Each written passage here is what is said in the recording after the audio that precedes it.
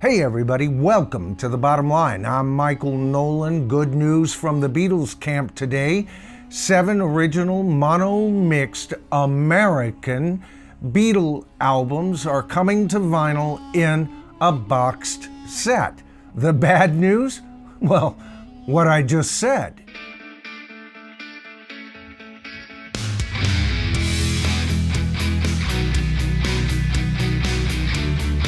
All right, so first of all, let's address the elephant in the room, shall we?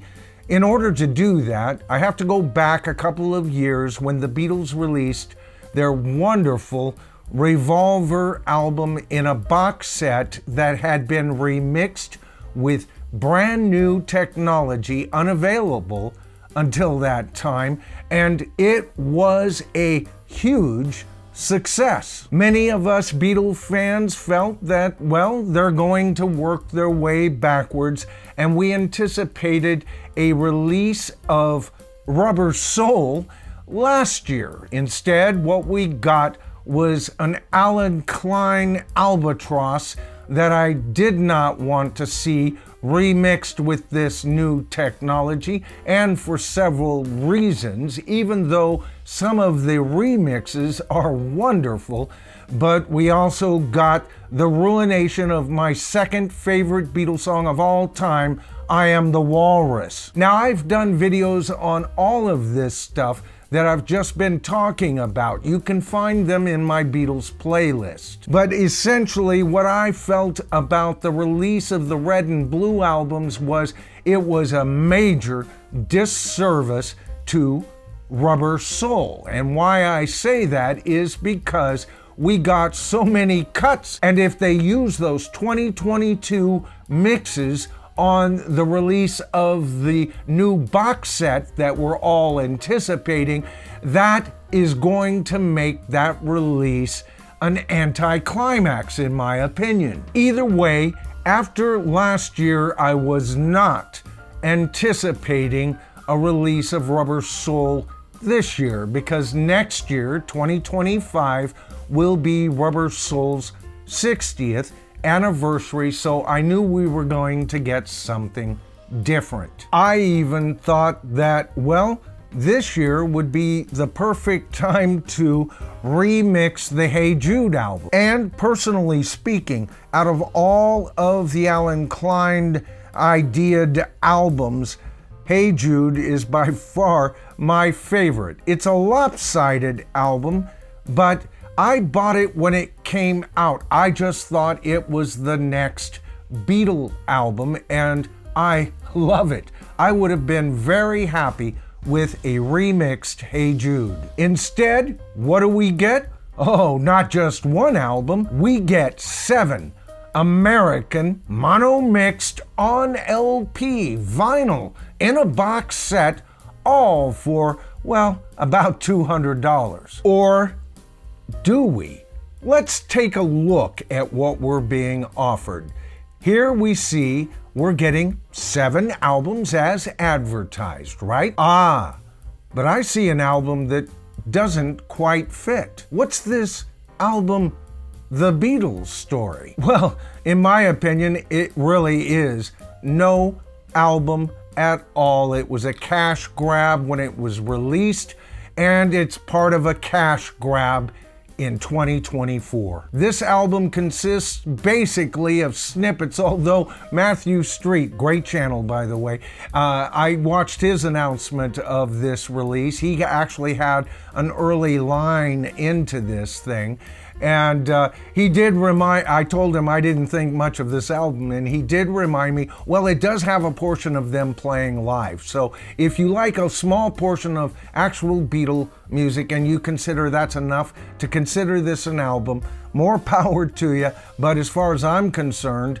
I would never even look for this album in the wild. But do we even really have 6 albums here?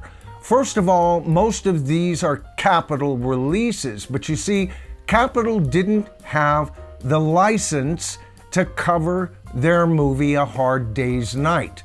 The Hard Day's Night album on here is a United Artists release. And so Capitol followed that release with a release of their own, one of the best Beatle covers ever, Something New. So if you look at it from that point of view, folks, those two albums now become one, and we're down to 5. Now, of the remaining 4, it should be said the album The Early Beatles is kind of a sham in itself as well. You see, Capitol couldn't release their first album, Please Please Me, and then retitle it, mainly because VJ Records had that right, and they released Introducing the Beatles. Now, Introducing the Beatles and the Early Beatles are essentially the same album, and they are both kind of essentially versions of the Beatles' Please Please Me album. Now, VJ's contract ran out, and Capitol swooped in, and they didn't know what to title this thing other than the Early Beatles, and then they used the back jacket of Beatles for Sale for its cover. Another sham in my opinion, but it is an album that I would be interested in obtaining one day. Speaking of the VJ release, I got my first VJ copy for 88 cents at Thrifty Drug Store. It was practically never seen in a real record store. It was a bargain bin for whatever local drugstore you shopped at. Now, the other releases are fine, but you know, the more I think about it, we're not even getting 5 albums here, because I couldn't be bothered to go from, playing portions of A Hard Day's Night and then jumping over to find what was from the film on something new. You know what we're getting, folks, is actually about 4.5 albums when you think about it. Now, I know that for a lot of Beatle fans, especially older Beatle fans like me, these are the albums we grew up with in America. The Beatles' British versions weren't really available to us. And for years, many of us just assumed that these were Beatle albums proper. But you know, the Beatles themselves in interviews over the decades didn't have a lot of good to say about American releases.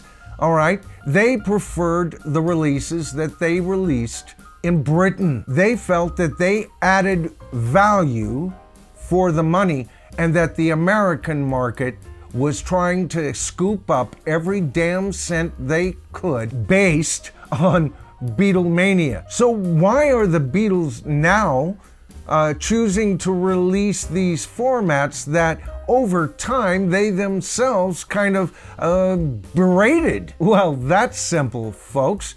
The Beatles are a corporation these days more than they are the band. 2 have passed away. Well, 1 was murdered, and there's only 2 Beatles left. There will never be another new Beatles song unless they dredge out another John Lennon demo that also included George. George was often in the studio with him, so maybe there's a surprise, maybe 2 down the line. But the Beatles are both alive and well and dead. They are, first of all, locked in history. By that I mean there are only 2 Beatles left. You could not have had the Beatles even without Ringo Starr.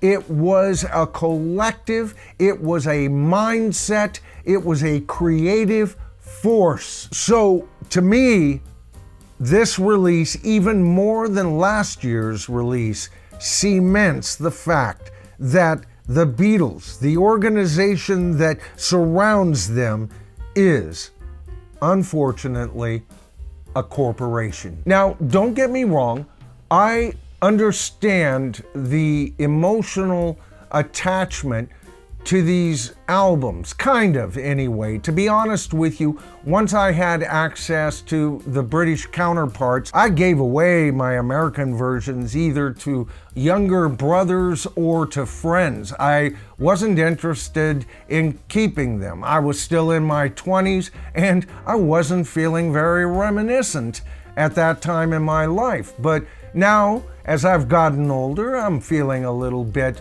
reminiscent, and I've even been known to chase 1 or 2 Beatle albums, American versions, all right? I did grow up with these, so I do see a need for them. And like I said, I'm kind of caught between and betwixt asking Santa for this as a Christmas gift or to find something else that I'd be more interested in. All right, folks, that leads me to my question for the tribe tonight. What do you, Beatle fans out there, think of this release? Are you anticipating it? Do you want a copy of this? Are you going to purchase these albums? And why? Is it because of a sentimental attachment? Will these be something you buy, you have, play for maybe a month or two on and off, and then just put them away in the box set, and then when you want to listen to the Beatles, it's right back to their British counterparts? I want to know, seriously. Let's get a consensus in the comments as to whether this is going to be a successful release for the Beatles in 2024. All right, folks, that's the video for today. I hope you enjoyed it. If you did, give me a thumbs up. Always helps with views and channel growth, all right? And if you haven't subscribed to my channel as of yet, that's so easy. Just hit that subscribe to the tribe button, tap that top bell icon, you gotta do that, and you'll be notified of all my future videos. All right, once again, I'm Michael Noland, and yes, this is The Bottom Line, and tonight's video is The Bottom Line as I see it. Like I said, I want to hear from all of you. There's always rooms for comments on this channel, because that's where the real bottom line for this channel lies. It's what you guys have to say. In fact, in the comments, that's where you find a group of people who cry proudly, "We are the tribe."